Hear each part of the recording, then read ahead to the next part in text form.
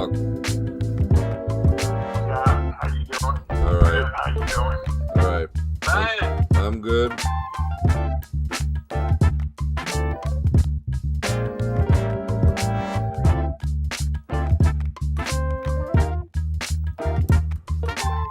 Welcome back to Lapsus Missouri by Team of Comrades. We apologize for that long pause that we have some technical difficulties, but they've been resolved. Thank God, Weather Scott. Right now, we want to say thank you for joining us with Lapsus Missouri by Team of Comrades. We've been doing this in 2015 every Saturday. Sometimes we have difficulties, sometimes we don't, but the same thing is we've been consistent. But also, I'd like to congratulate all the women that listen to us and all the mothers and all the daughters on Women's Month. We just got through that. In fact, it's been, we have more women nowadays in doing things in our political world, not just mothers in the home and the jobs. Matter of fact, you have more women right now going through college than ever before. So right now, women right now, congratulations on your whole month. Sorry, it's almost over, but congratulations on Women's Month. And also, started this week, this past Thursday, the baseball season returned for 2025, a whole new year. They play 162 games played for the whole year. And right now, the Cardinals won this past Thursday. So guess what? They're in first place. But anyway, this has been a very, very busy week with a lot been going on. But first of all, we want to say thank you for joining us, and also we want to thank you for that the coach is now doing better, that he's home and he's recuperating, also in Georgia, over in England, that he's now returned home from the hospital. He's also fighting cancer. So these are things that we pray for all our leagues around the world. And also now, hey, Ira, you worked it up now. You break it up again, Ira. Scott, am I breaking? Yes, you are, sir. Okay, thank you, sir. Let's take a break. Taking a break. Stand by.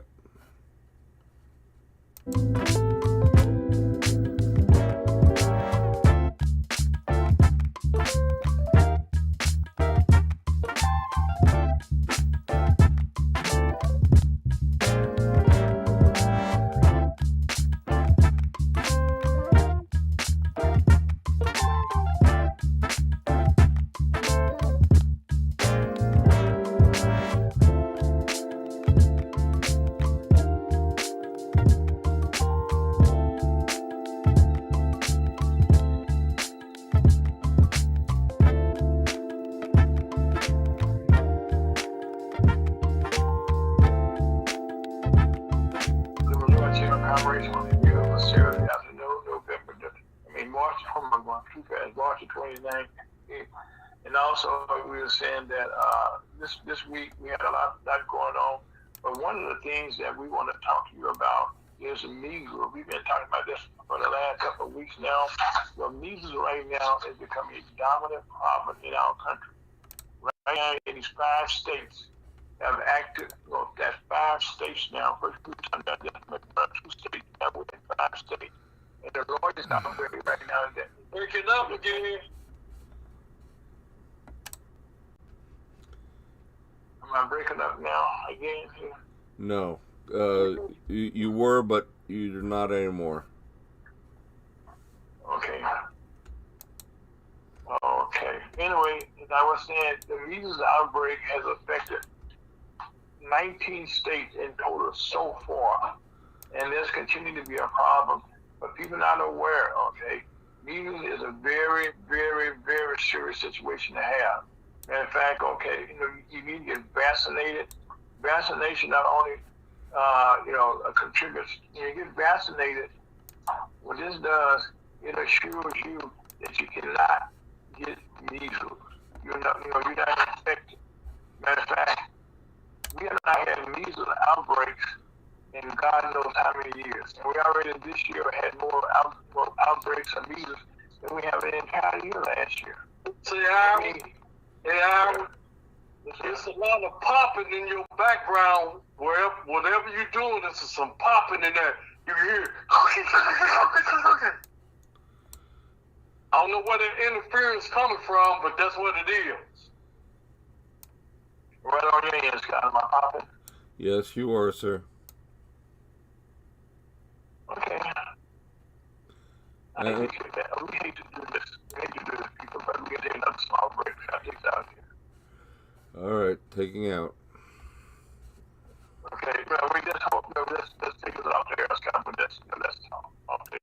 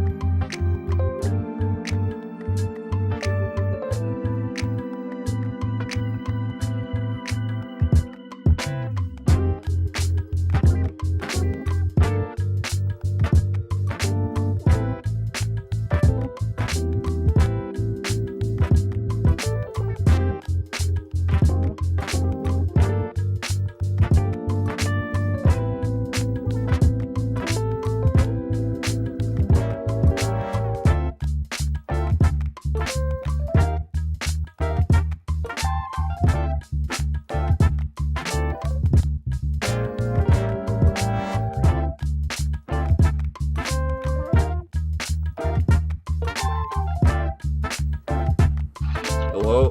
Yep, working again. I'm still here. All right. Here.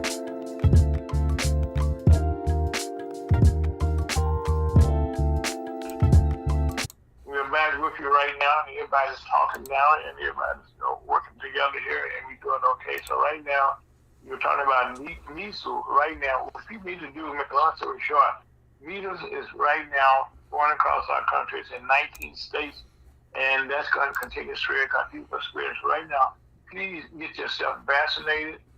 Once you get vaccinated, it contributes to the community immunity, which vaccination is due to medical reasons. So right now, get vaccinated for you, your children. It's a highly contagious illness with certain respiratory problems that's going to get worse before it gets better.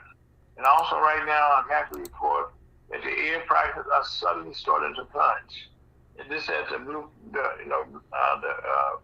bird flu right now it's still going around, but right now we're able to produce enough eggs now, and unexpectedly, the bird flu is dissipating. So that is a very, very good thing.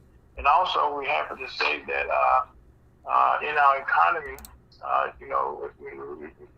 first of all, I'm sorry, I'm getting ahead of myself.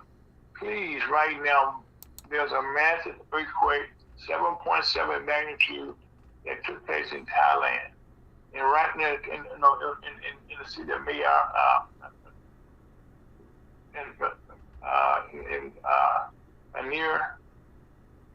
and it's killed over 1,000 people. And this earthquake is just, it's so massive that it should build 500 miles away in Bangkok. And so right now, this was built in China and all over Thailand. And so now there are a lot of people just finding themselves homeless. People are dying. We don't know what to. They don't know what to do. But one thing we do know is pray. And that allows us to send prayers up and bless us down.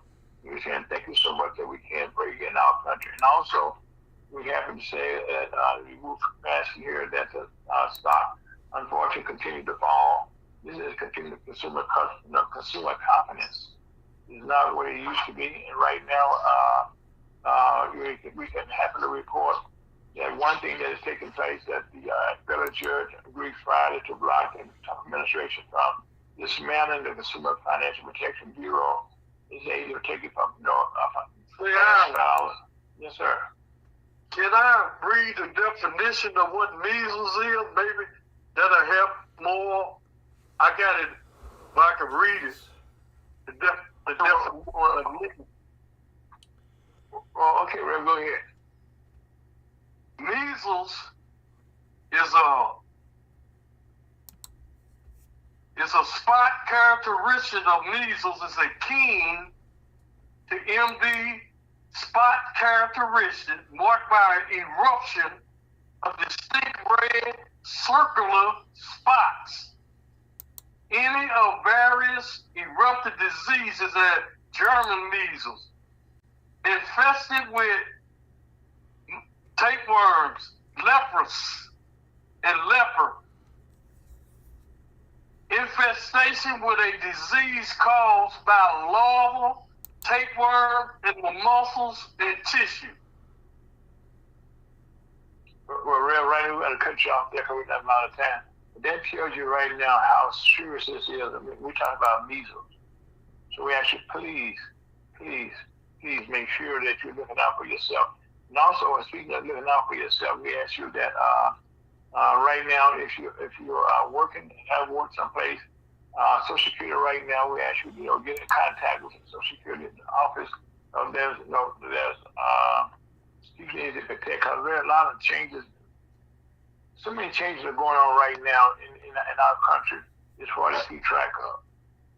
And so the thing to do right now is we were saying right now, we have problems around the world. Right now, we just have technical problems here on the station, which we can get those resolved.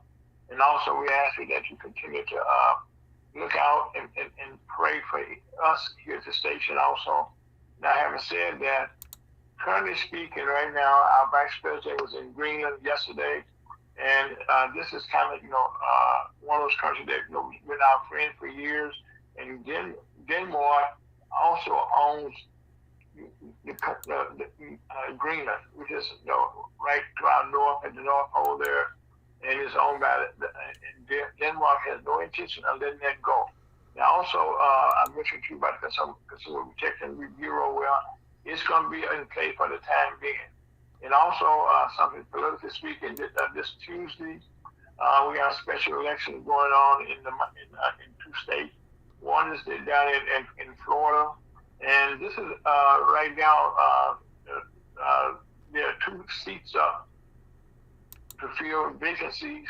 One was Matt Gaetz, who stepped down to be Attorney General, which didn't work out. Well, that seat is vacant. And right now, the Republicans thought they could get that seat. It was a sure seat. Well, right now, they think they may lose both of those seats. And so right now, President Trump asked Congresswoman Elise Stefanik not to be the ambassador, to the United Nations. He had nominated her, and so he put that on hold because he needs all the seats that he can get in Congress to pass his budget. So now, this is why we say it's so important to vote. If we look at what's going on with Doge, we look at what's going on with Elon Musk, we hear a lot of things, but the power of the government is not always just with the president. Congress has to pass all the bills because they are the ones that control the money. And just because Congress has been very quiet while this is going on, that's because the Republican Congress right now is not interfering with what President Trump wants to do. Now you say, why is that? Typically speaking, when the president gets in the White House, he has the power, but the Congress normally gets involved with what's going on, shaping the bill, shaping it. Well, right now we're working on what they call a continuing resolution. But Congress and our government is set to run out of money sometime in August. So a budget has to be passed by that time.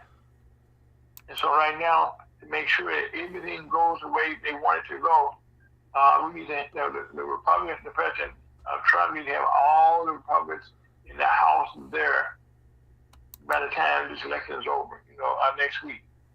And so now, every seat that came up, to be filled in special election, the Democrats have won.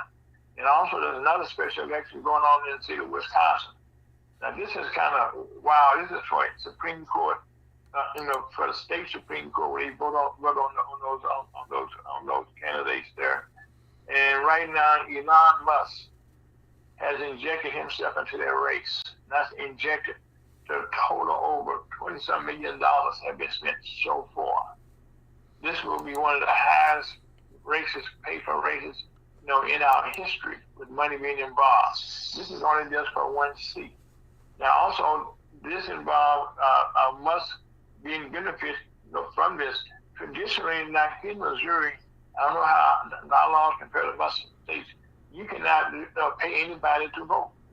But in Wisconsin right now, people are getting paid, money is being passed around and to the people for them to vote. And right now, it seems as though that the people in Wisconsin right now may reject what is taking place there because they feel that their vote cannot be bought. And whatever's going on, then that's going to benefit Elon Musk, may not benefit them. So right now, this time next week, we will get a report on those two races, especially to let people know how that turned out. But right now, we ask you to look out in your own community. Right as we had this conversation, the Democrats are somewhat in disarray. So just my personal projection is that one of the people that can make a difference, that probably would want for president would be the governor of the state of Illinois. He's probably one of the forerunners for one for president 2021. He's a billionaire and he has his own money. And right now we're seeing that politics is all about dollars. All of the changes you're seeing are taking place right now are being governed by billionaires. We talked about before the election that all these billionaires were investing into the Trump's campaign. And we said then that all these billionaires had to be paid, they should be returned for their money. So that's why we're seeing all the changes that are being made are benefiting all the rich people and not the poor people. Right now you see agencies jobs being lost.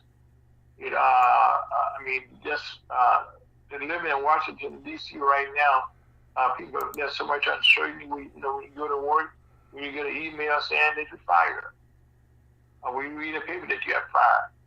And so now this is not what you call not a good thing. Matter of fact, yesterday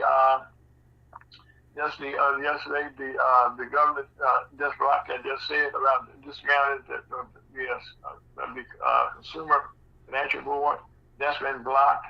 We have other orders being blocked by different judges. Our political system in this country moves slow. Once something happens, you got to go to court. And right now, we're still dealing with the debacle of these signals. Well, what happened was, if you're not aware, there was a bombing from the Department of Defense. Our director was on an unsafe telephone. And normally when you have top secret stuff, in the Situation Room, presidential, that's how they do their business. And also, if you're traveling or if you're not in Washington, D.C., go to a thing called SCIF, which is a top secure place where you can take your cell phone. Well, right now, we just had some very, very, very vital information that was kind of leaked out because it was not handled properly, and it was on cell phones. The people around the country could not leave us commented on the bombing that took place. Now, not only is this creating problems because the Department of Defense, which is Mr. Hissette, it's his job to keep us safe. Unfortunately, he is not an experienced man in how this works. Most of the people prior to him have been generals who raised in how government works, how it functions, and how you go about taking the order from being a private all the way to a young. So in that process, you learn the system. Yes, sir. Breaking up again.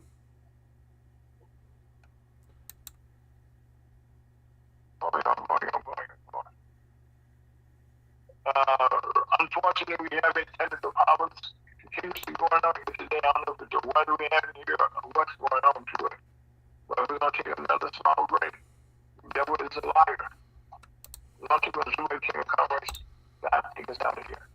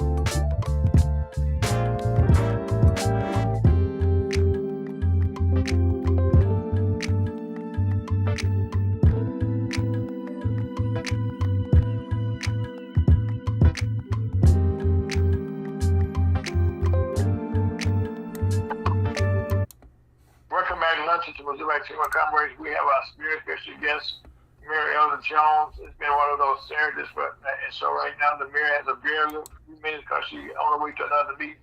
Madam Mayor, how you doing today? I am great. I just, my great nieces and nephews decided they want to see their TT.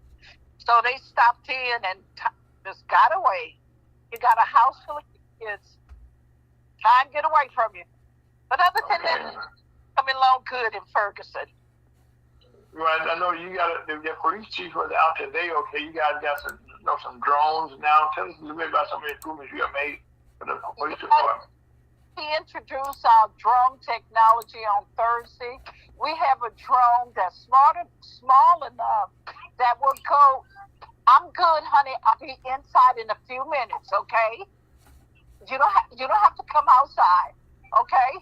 I'll be outside for a few minutes. Okay. You gotta love it. Well, that's the problem. The drone technology they have a small drone where it can, if a door is open, they can send it.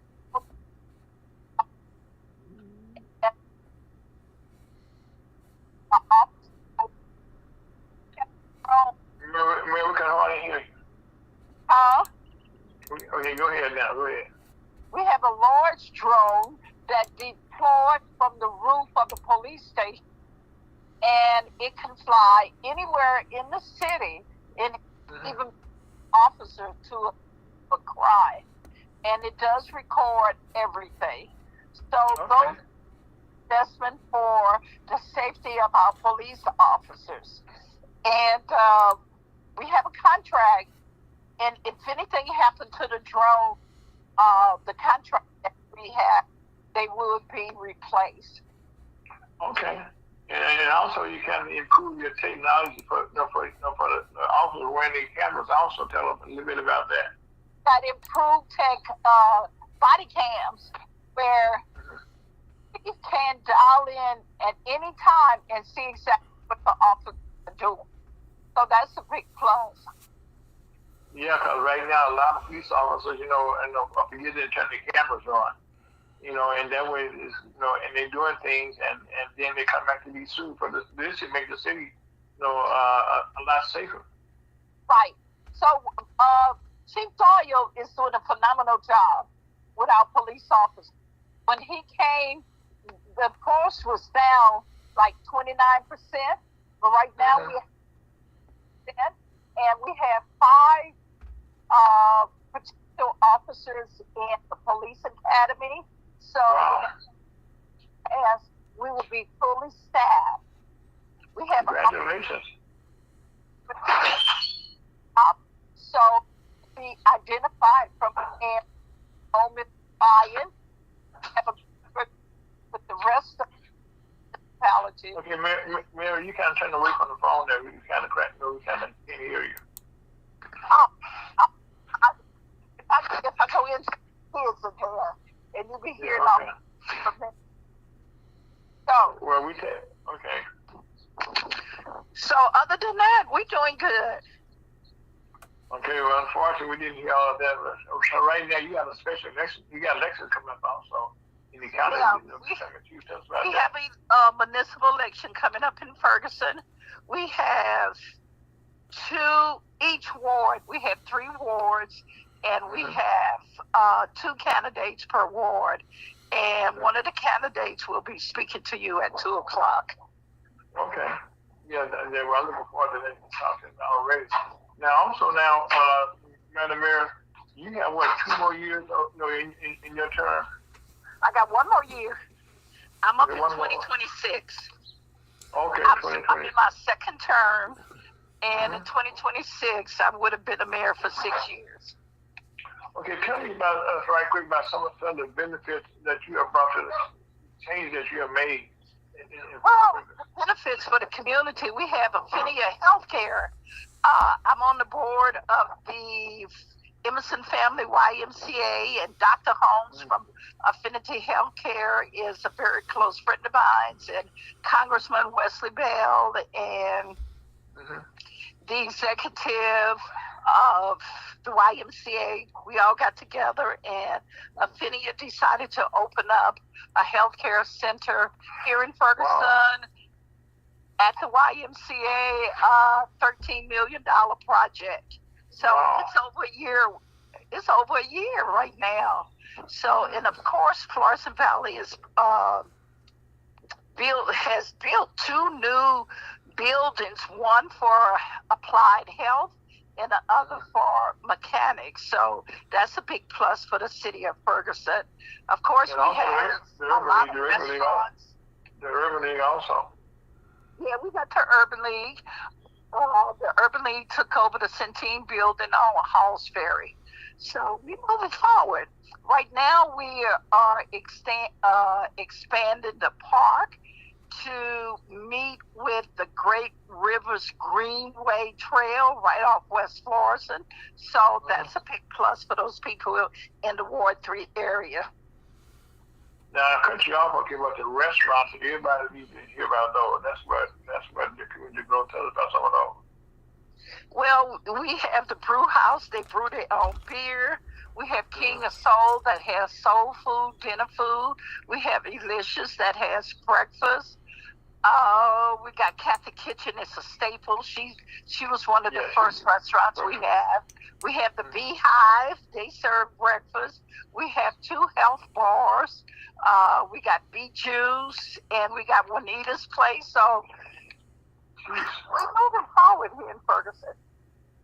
Matter of fact, right now, Madam Ferguson, that scene has continued to grow. Since and I do mean continue to grow since the rise that we had a couple of years ago. Now, also, okay, that you were working with the federal government, okay, on a covenant. How is that coming? See, I didn't get all of that. Now, what you said again? I said the federal government, okay, and you guys on a covenant because of the you're talking about the consent decree. We are almost in compliance with the consent decree. So that's a big plus.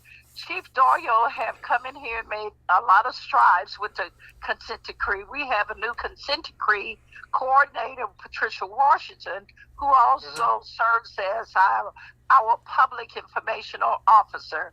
We have Lisa, who's our training officer. So Chief Doyle has come in here, put the proper people in place, and we are almost in compliance with that consent decree. And that by itself, okay, is a great big jump right there of going in the right direction. Right, very much so. Very much so. One of the things, Mayor, I'm happy to say that with the medical team that people that you got coming in, the clinic and stuff you got coming into Ferguson, that medically speaking, your community is now safer than most communities. Yeah. Yeah, we're doing good. Well, first of all, I know you got to be proud of what you can look back at. You got to also you got elected a new position also in the past election, didn't you? No. Oh, yeah. I forgot about that. I was elected as the committee woman for the Ferguson Township. And the township has over 30,000 residents. And the township expands from part of Blackjack. We got Delwood. We got unincorporated. We have Hazelwood. We have Calvinton Park, Ferguson, Berkeley. Yeah, that's what we have. Oh. So I'm the committee woman for that area. And that lasted for 4 years. That's a 4-year term, am I right? Yeah, that's a 4-year term. I just got elected to that position in August of 24. Mm-hmm. And I could serve 2 positions simply because being a Democratic committee woman, it doesn't pay any money. So therefore, I can serve. And a lot of people think the salary of the mayor in Ferguson is a lot. But I only make $350 a month as the mayor in Ferguson. So and they get their money's worth. They get their money's worth. They get more than their money's worth. I'm dedicated to my community. This is my community, and I'm dedicated to. And I resigned my position as the Mary Kay sales director. I turned in my car so I could serve the community. And also, you have another position also with your church also, so that's put another head on there also. I was a pastor. I pastored 22 years in the AME church. I was a pharmaceutical chemist. My degree is in chemistry. And I quit all of that just to spend time in my community. Madam Mayor, that's all giving back, to your community. If anybody ever asks any questions, okay, and also I'm happy to say that this is National Women's Month, and right now You just started breaking up there. Yeah, he breaking up a little bit. Yeah. Madam Mayor, we're gonna take a small break. Thank you for joining us today on that. Okay. And I'll be on again. It's just my kiddos have not seen me in a while, and they want to see TT. So they just came on over.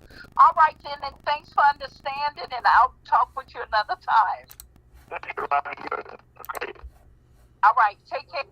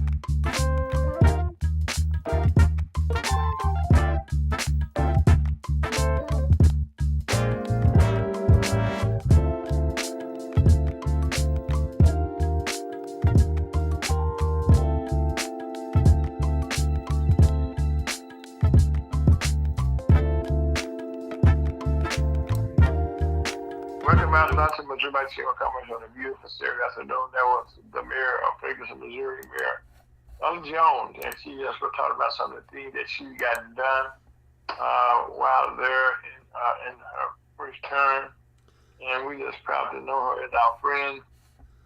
And she's been a friend of us before she became the mayor.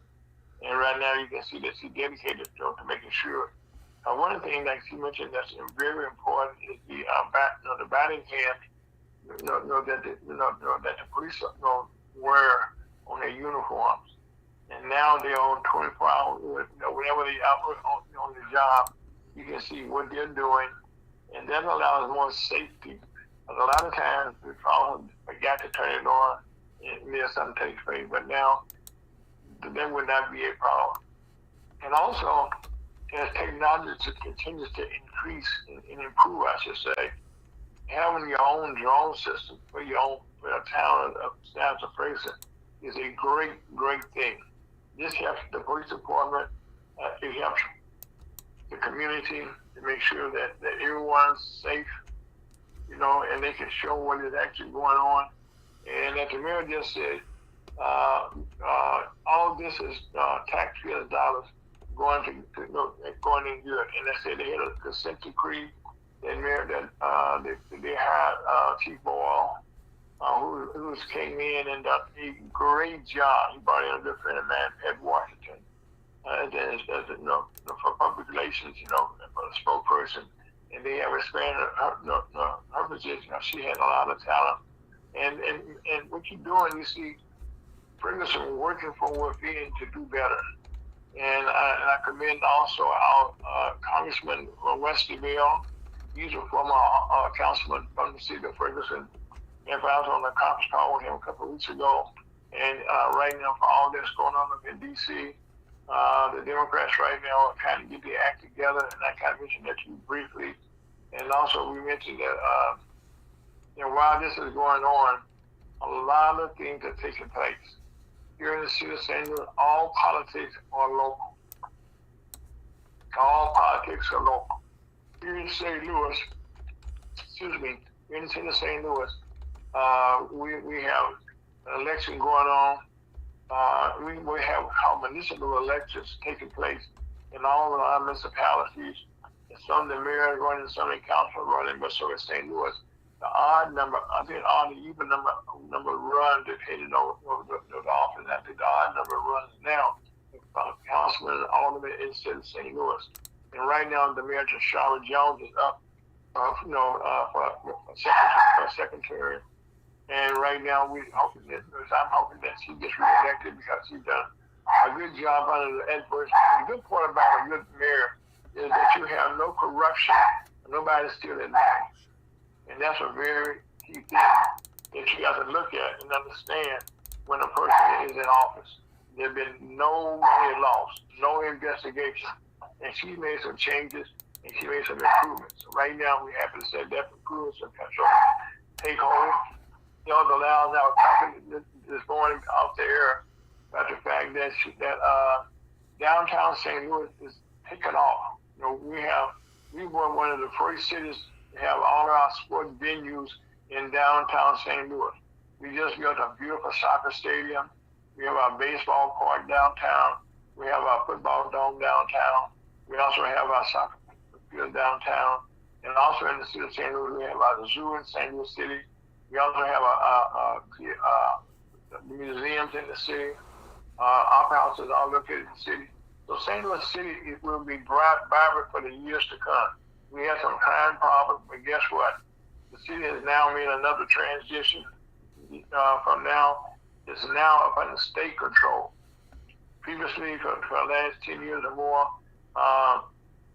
the mayor pretty much controlled the police department, and there have been a lot of problems previously.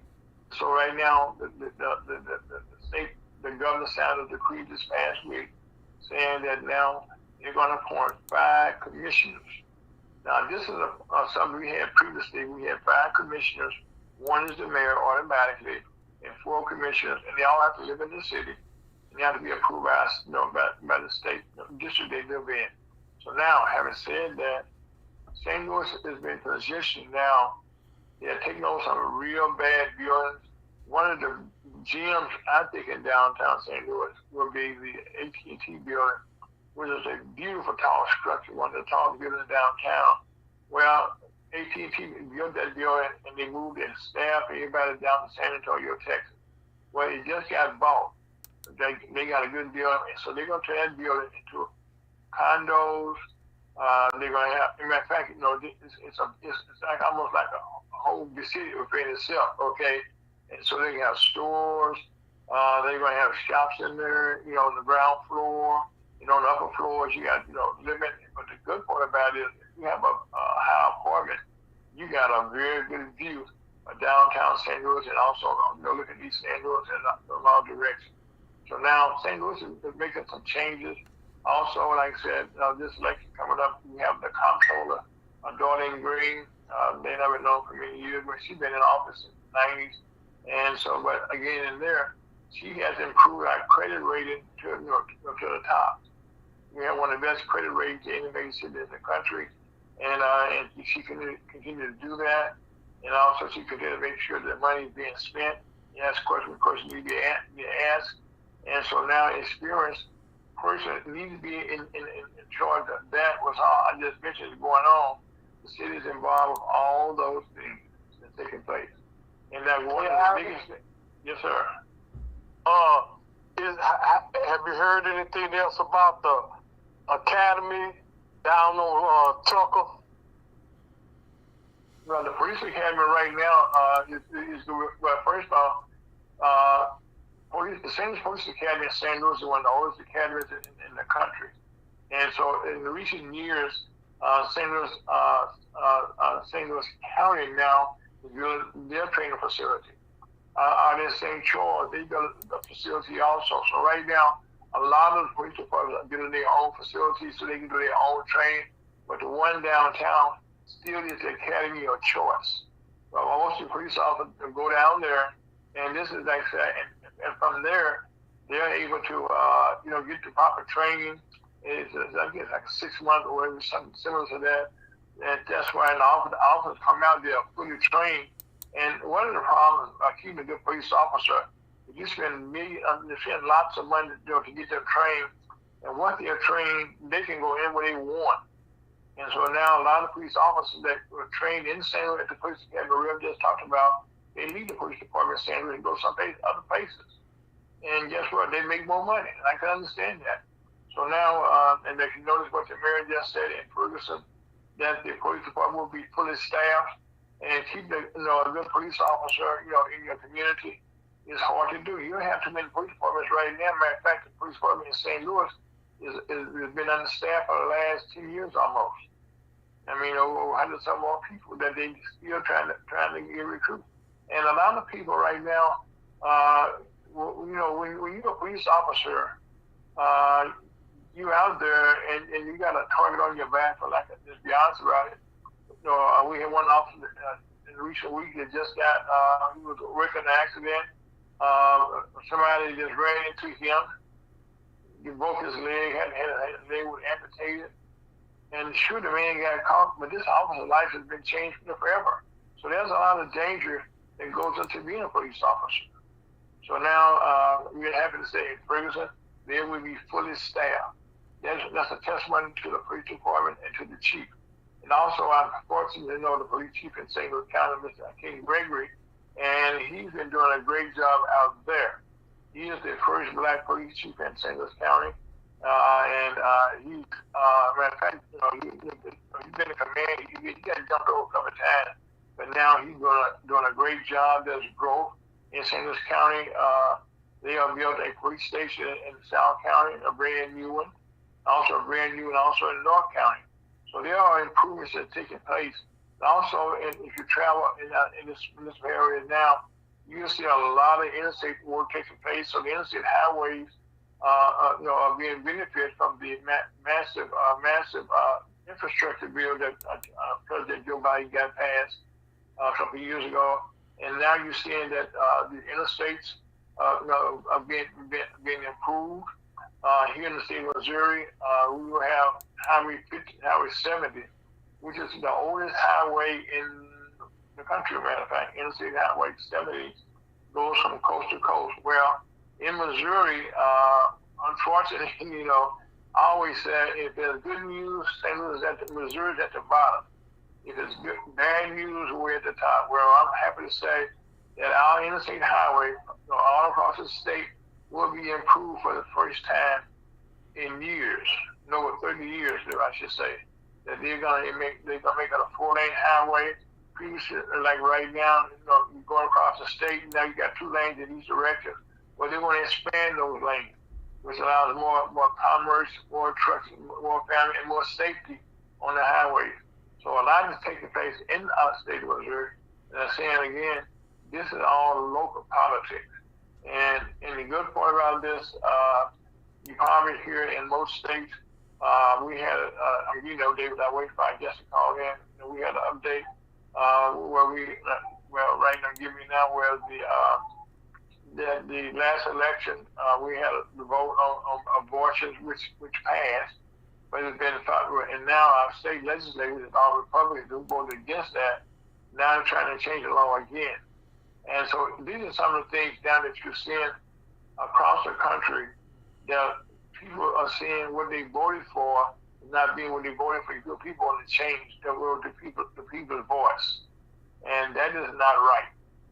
That's not right. I mean, we need to understand that when people vote for something, that's what they voted for, the people know that they want to be in office. And just like I just had a short conversation with the Mayor of Ferguson, Mayor Ella Jones, you can see her footprint in Ferguson, the things that she has done in Ferguson. And now she got, said to those who given, who do a good job, they will be given. Well, they saw fit in the county now to elect her to another position as a committee woman for the entire area. And that's going to benefit all those municipalities. You're popping out. Scott. We can take a little pop and break here. Listen to Ferguson at USHopper.com. Life is good. Take it out, Scott.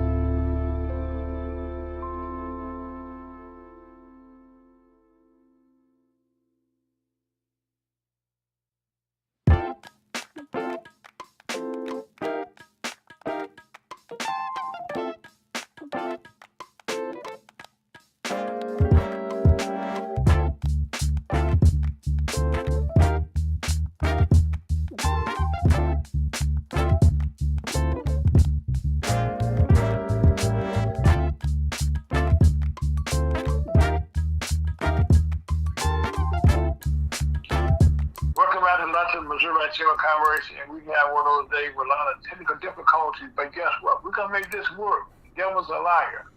Right now, we just talked about the city of Ferguson and all the improvements they're making there. The elections going on, and we're so happy to have one of our special guests, Mr. Henry who's running now for the council in the first district. Am I right, sir? First ward. In the first ward, okay. Yeah. Well, let me just call you Henry. I don't want to miss your last name. But right now, okay, you running in the first ward. Now, first of all, tell us a little bit about yourself, Henry, if you don't mind. Well, I am Henry Wenafu. I am a resident of Ferguson. I am running because I feel that we need all that we can do to move Ferguson forward. Ferguson has been there for more than 150 years, and the mayor is trying everything that she can to move it forward, but she doesn't have the support she needs. And what I've been telling people in Ferguson is, if you like what they've been doing for 150 years, then don't vote for me. But if you want to change, support me and the mayor to bring the change that we need in our community. So, and I'm also a person that have had experience in municipal government. I used to be a chairman in one of the municipalities in North County. I did that for about a couple of decades. Which one was that, sir? It was the village of Uplands Park. It's a village in Normandy. Okay. So I have done a few things while I was there. Anyone that knows Uplands Park knows that Uplands Park is a small village of 400 people. They have no business in there. The only thing they have is residential. But I was able to create their first park. They have a court. I appointed the first African-American judge, male or female, but she was a female. And also created public works. So those are the things that I've done with that limited opportunity. Imagine what we can do in Ferguson if given the opportunity that we have. Well, one thing, you have a vision, and and you see the vision that the mayor has done. She's on there on with us briefly, but she had being the mayor, she wore many hats, and her family came up on at the last minute. And she was able to come on and kind of talk a little bit about you, okay? But I guess her vision, okay, in that in her term and a half that she's been there, she's done great things for Ferguson. Yes. And I think she could do a lot more if she gets the support that she needs. And I think that's one of the reasons why we have three candidates, myself, Jamel Franklin, and Fran Griffin. What we're trying to do is to give the mayor the majority and also the support to move our city forward. You know, I mean, people look at Ferguson, they got to think about this. We got 270, we got 170, and we got 70. And an airport, and an institution of higher learning, and we're close to UMSL and Flow Valley, and people just drive past us. We should be a place where people come rather than drive by. You know, so it should be a destination.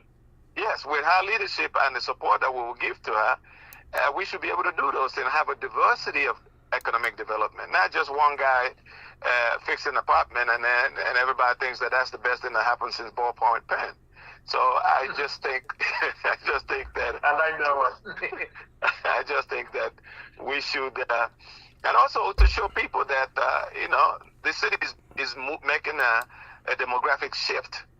It's 71% African American now, and so we need to be able to be at the table on the conversation, not just be on the sideline.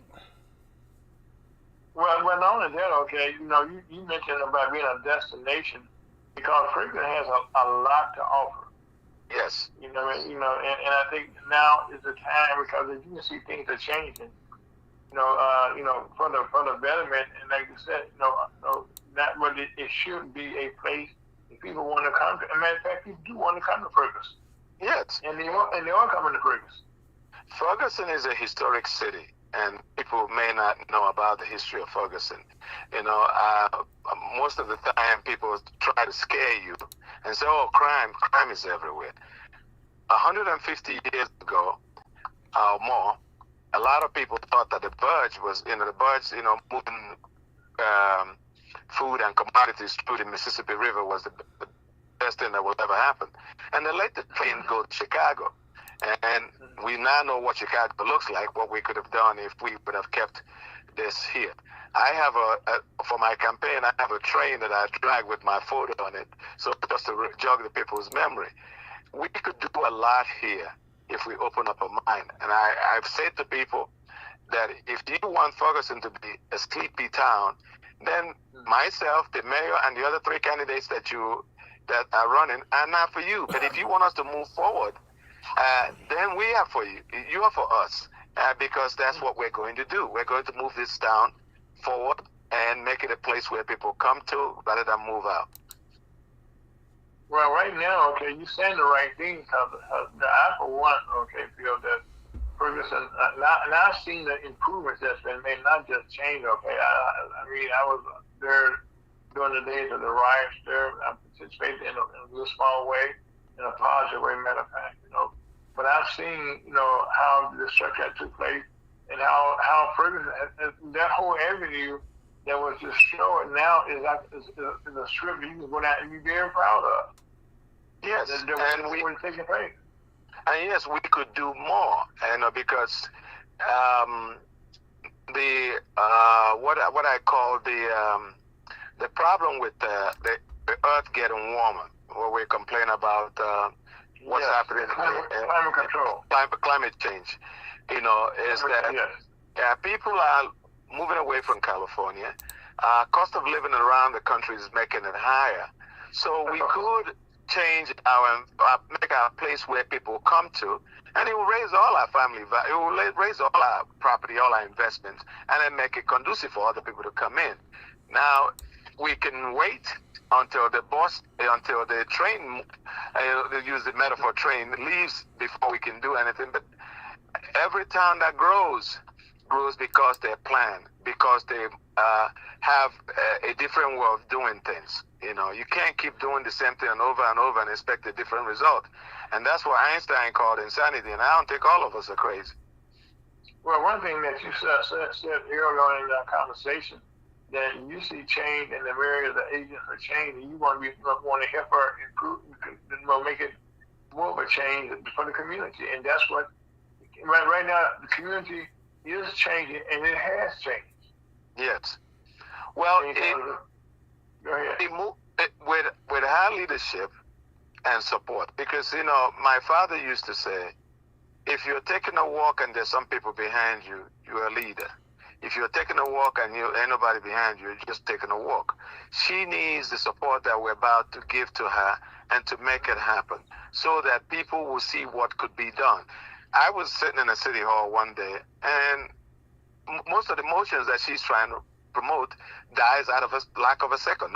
People sit down like they're not trying to do city business. But that's what they should have been doing to support what she's trying to do. One good example, and that's one of the things I'm campaigning about, senior citizen home.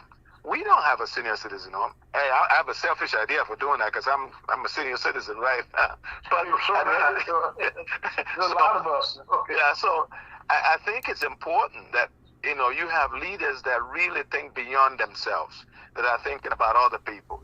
Yeah, that's the reason why you're a leader. If you're only thinking about yourself, then you should sit at home. One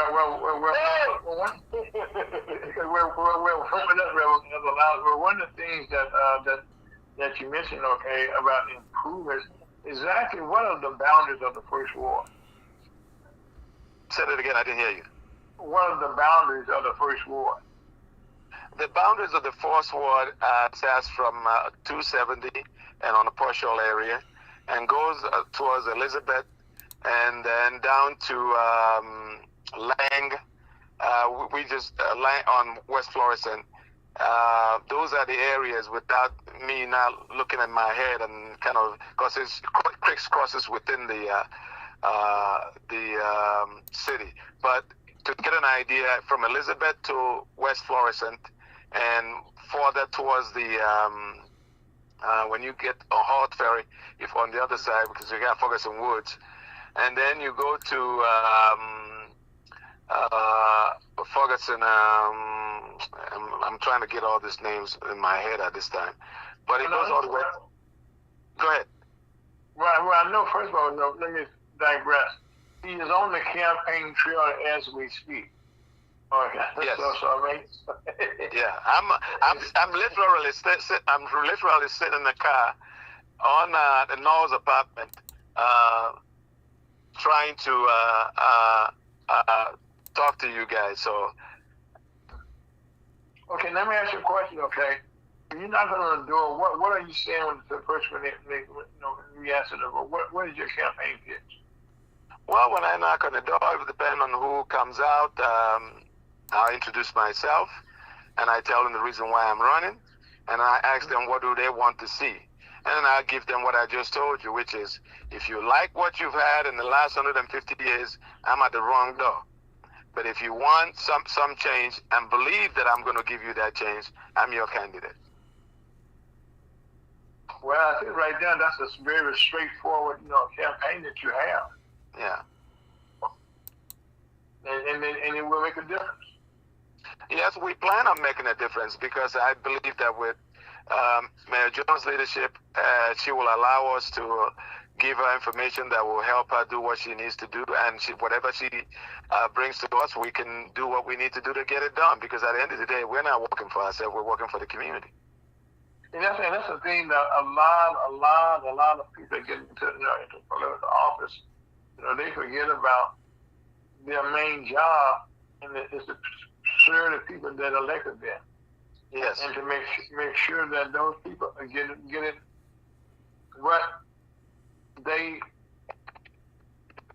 what you promised them that you could do. And most of them, they get the promise. Another thing to make people be assured that what we're saying that we're going to do is they're going to see a continued presence when we get on a council where we have block parties like they used to do back in the day, because that's where the politicians get information about what the community want. That's when people feel comfortable enough to talk to you, because in that block party you have a police chief, you have somebody from inspector's office, and everyone is sitting there. They can share information, and you can get to see their streets.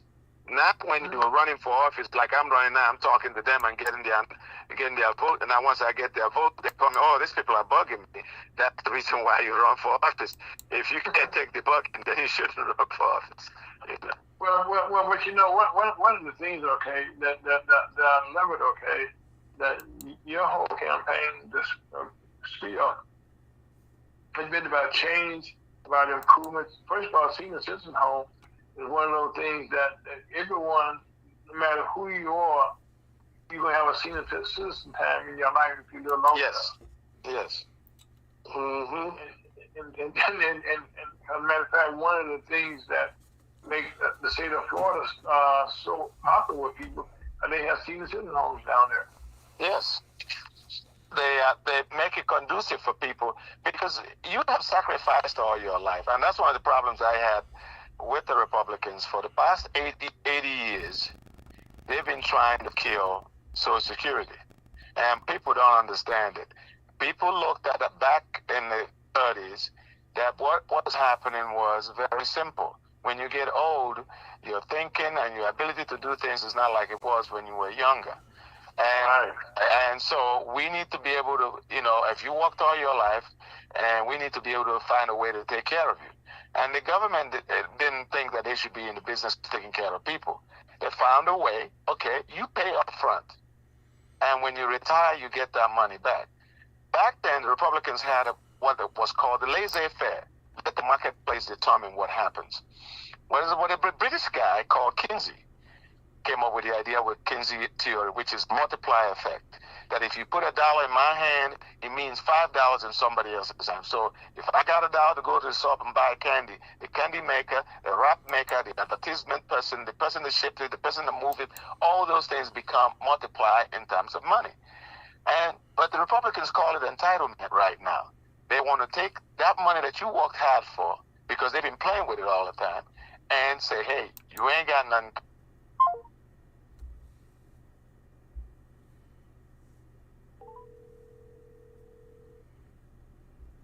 Scott, hold on a second. Scott? I'm here. Okay. Going to break. Chuck, Scott, we got more for you? Chuck? I'm here. Okay. Okay, hold on. This is my guest here. Hold on. Okay, I'm back. Okay, well, I guess somebody cut us off. No, I cut everybody off. We're speaking to Mr. Henry Winifred. Yeah. I told you I was going to mess it up, Henry Winifred. Yeah. And he's running for the councilman, as a councilman in the first ward out of Ferguson, Missouri. And Henry, we just been joined by our national president of the National Chamber of Commerce, Mr. Chuck DeBow, who comes on every Saturday in the last half hour of the program. And he just called in. And so you are a businessman yourself, okay, who will be joining the chamber. So Chuck, say hello to Mr. Winifred. Hey, Mr. Winifred. Good afternoon. How are you? Good afternoon, sir. I'm very well, thank you. Wonderful. Well, Chuck, he's running to help the Mayor Ferguson, Mayor Jones. He's also, from Africa. He's also a businessman in a lot of areas, and he will be joining our chamber also. So you and he will be talking later on. So right now, Mr. Winifred, give you another couple of minutes, okay, to tell us how the people can vote for you, and we will resume with Mr. Chuck. Go ahead right quick, sir.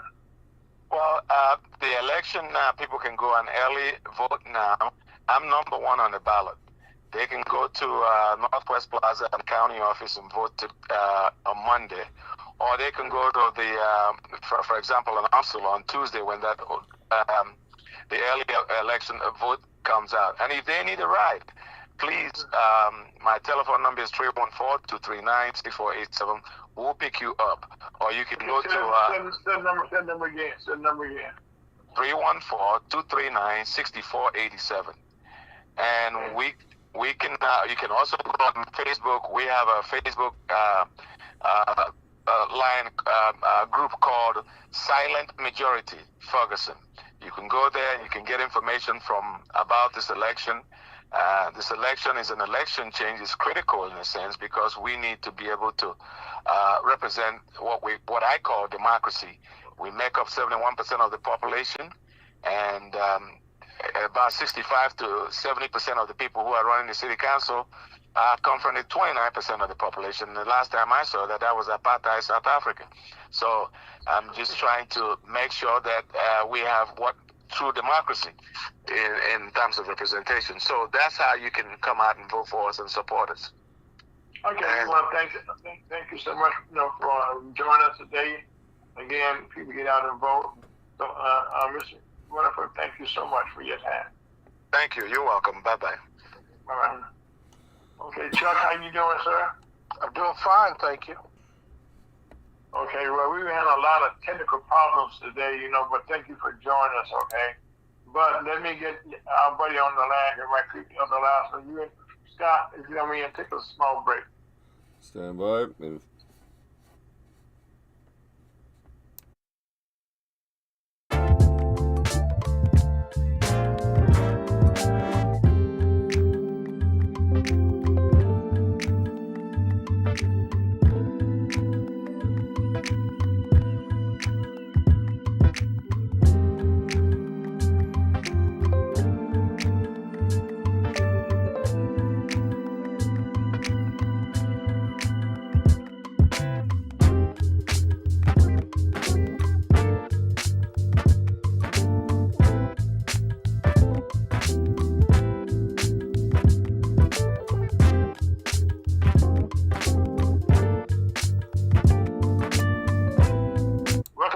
The Missouri Chamber of Commerce on a very, very beautiful Saturday afternoon. The devil's been busy, but we're going to make sure all these technical difficulties come up and go. We will not interfere. So now we have our illustrious leader, Mr. Chuck DeBow, President, CEO of the National Chamber of Commerce. Chuck, welcome back to the program. So how you doing, sir? I'm doing wonderful. It is a beautiful day here in Washington, D.C. as well. Yeah, oh, you got those cities in blooming right now. We've got a lot of businesses that started in the spring. We're it's always an evolution. It's the end of something, the beginning of something else. Something, yes. Yes, but the times are such that you may think or anticipate it's the four seasons, but we find out that it may not be that much winter, or it may be more summer, or it may come sooner and then go back the other way. It may rain and then snow the next. We're comfortable with the unpredictable. You sound like you're in St. Louis. Yes. Sound like our weather. Yeah. Matter of fact, we got storms coming our way. Tomorrow, we had some storms a couple weeks ago, and I thought it is tornado season. To be honest with you. Well, it's part of it is the scripted part about it's climate change and all that, but then the other part they're not really talking about how they try to manipulate. Had you heard about how they were seeding the clouds in Saudi Arabia? No. Did that make it rain? Yeah, tried to make it rain in the desert. And guess what it did? What? It snowed. It snowed in I think it was Dubai, and oh wow! And then sometime after that, it flooded. Oh my God! Yeah. So try to blame that on climate change. Y'all messing around. See, and that's what happens too when you got more money than you know what to do with. You know what I mean? I don't, anyway, I just, No. we just talking. I don't know. But, But God has a hand in this. Thank you. Yeah, I say amen to that. God has a hand in this. Yeah, it don't matter how much money you got. Well, Chuck, just to describe what too much money did there, they didn't see the clouds, off and on, but with no success. And right now it's a good example you just described is where they trying to get rain and they got snow. Then they got the floods. Yeah, I mean, but that's part of experimenting, it's part of science, it's part of trial and error and all that. But I mean, it's just like what we're talking about here. They're trying to do the same thing. Mm-hmm. Those hurricanes. I think we even talked about it. How does a hurricane stay a hurricane 130 something miles inland, on land? Yeah. So that was that North Carolina piece, and there's always been something going on. It's coming back again. We back again in that season. Yes, sir. Yes, and they got fires out there, and they got fires out there, Chuck. That's part of we're bringing it all together. It's all coming to a head, and I mean, even to the point they're just now, they're just releasing the Kennedy files. So there's a whole lot of things in history, in science, in government. They've tried to manipulate our knowledge. It just comes right back at us. Chuck, I know you moved around. Okay, tell us an update about the NASDAQ here in Congress and what is going on. We're really excited to be making progress, and progress in this, and for us, is the announcement of our annual conference. It's going to be in August again, and this year we're celebrating the 125th anniversary of the National Business League, and we're expecting over 3,000 attendees. I think we had 184 speakers last year. We're going to surpass that.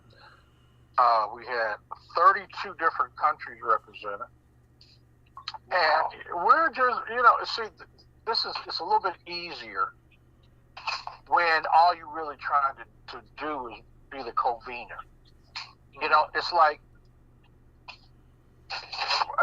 in high school or, something when somebody was having a party. Back in the days for us, our parents, our families were involved in, if you were going to have a party, everybody would get and help put it together. And so you had some people that really all they want to do is, here, man, it could be in my house and we're going to have some punch and some potato chips and pop, whatever. That, and I'm talking way back. And, we ain't worried about who's coming or not. Let them come if they want to come, and then, it's open. If you want to come on through. And that's when, it was really the neighborhood or your family or people you know. Well, that's where this conference is, in a sense, except there's no place to go. Or where can you go and not have to be, as we call it, being served the blue pill or the red pill. That's what this is. This is just us. It's neutral. We sent out the code to the jungle that there's a meeting down by the river, and everybody come on and get on, and we even got a free ticket. We got a little VIP thing, but we weren't depending on anybody to give us permission or to validate it. We weren't waiting on any corporations or government entities to either say they were supporting or not supporting. See, that's what I mean, like where you gonna go. Mm-hmm. Take a survey. Take a list. Look at all the conferences or whatever that maybe you might be have gone to in the past, or maybe not. You know, there'll still be the NAACP, and there'll probably still be a few of the others that are very well financed and not necessarily linked or having a relationship based upon anything to do with any sort of variation of DEI, diversity, equity, inclusion. All that money is gone. And that's what part of like what we're dealing with now with Chambers is, you know, because it isn't a discussion, it's more like what words do you use to describe what you're doing, and how will it come up on a search engine? And if the words diversity or black or LGBTQ or you know, women, minority, all those are trigger words. And the government uses that to scan and attract the money. Mm-hmm. You know, can you match up, say that you got, you know, we hear crazy numbers, but you got this amount of money because of supposedly it was USAID, but it went to a group that was trying to promote tolerance to homosexuality in Morocco or somewhere like that. So, you know, just stuff like that. Well, they program it into the computers, or it's just like, it's not really a program, it's just a search. Mm-hmm. You know, and you search and say, okay, LGBTQ advocacy, nonprofit organizations, or any of that kind of thing. You know, you search keywords. Mm-hmm. Well, that's how they got everybody. You can't. It's hard to erase it. If you want to try and erase what you did, you know what I'm saying? You try to take it back. We didn't do that. We didn't get that money. You can't take it back. And it's in history, and it's in the accounting books and all that. And that is basically the roll call of who's in or who's out. Well, when you know, so he just said something that's very profound there. Okay, one thing about social media and our technology. Okay, once you know you put something on the internet, it's there forever.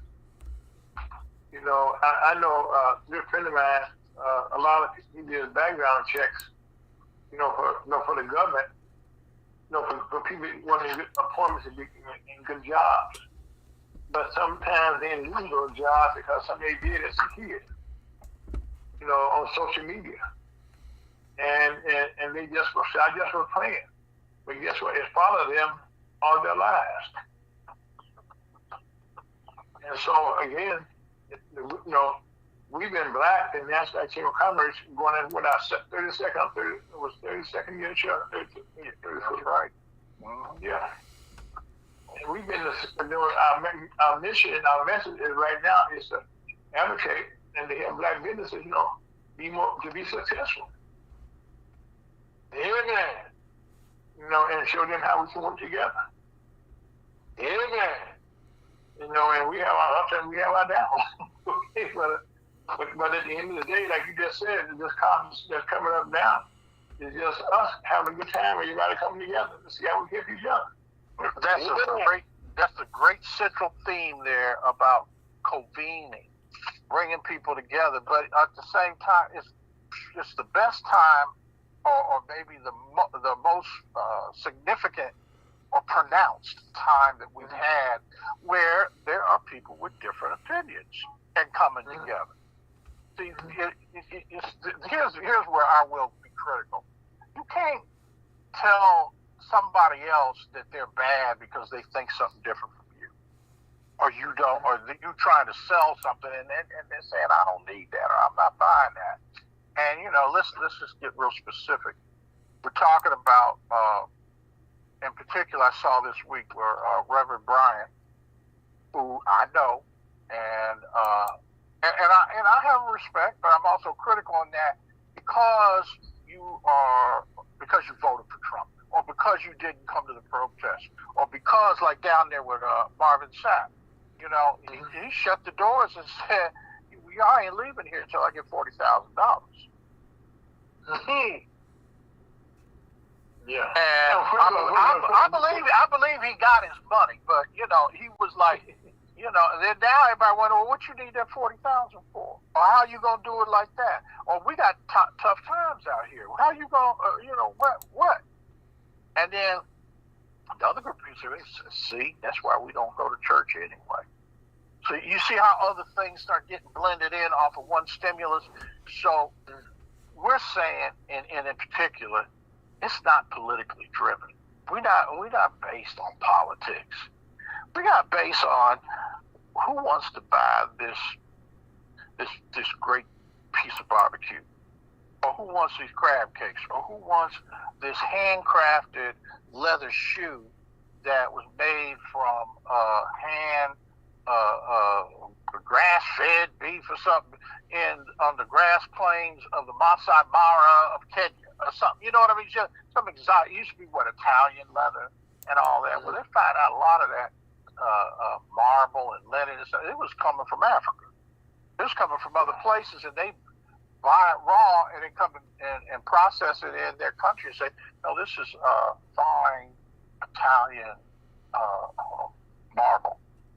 They put the label. Yeah, they switch it.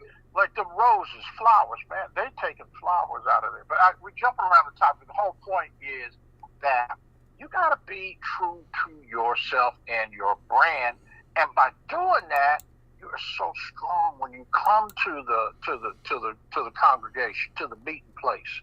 You know, we're not everybody in there trying to say him over there. He speak for everybody. 4 minutes, gentlemen. You know. And that's the whole point of this, is that you can't take it down when you know, it's like, it's where you're saying there's no single demagogue, there's no single monarchy, there's no single person. We are a group of people, of human beings. And you can, if you look at it in just black culture, man, we got all kind of black people.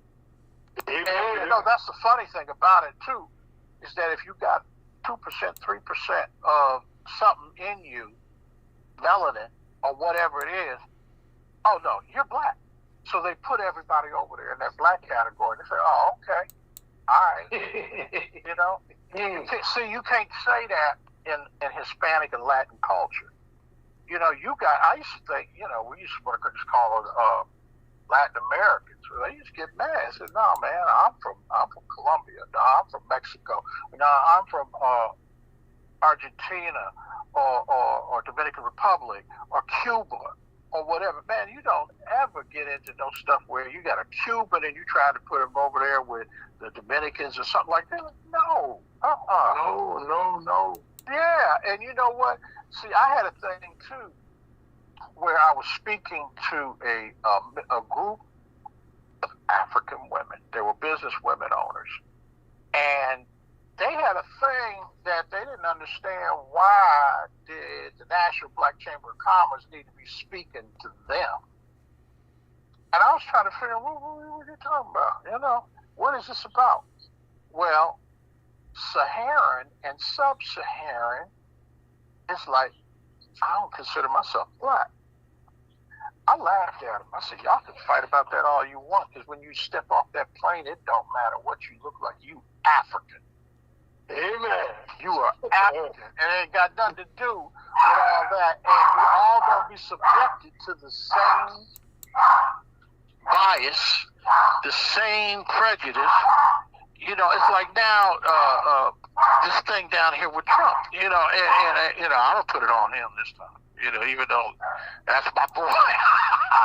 But they tried to offer reparations to white people in South Africa. and so I'm like saying, so is that the reaction to the reaction? You know, after all they did in apartheid, and the black folks down there, and the joke of it is, they still got puppet masters.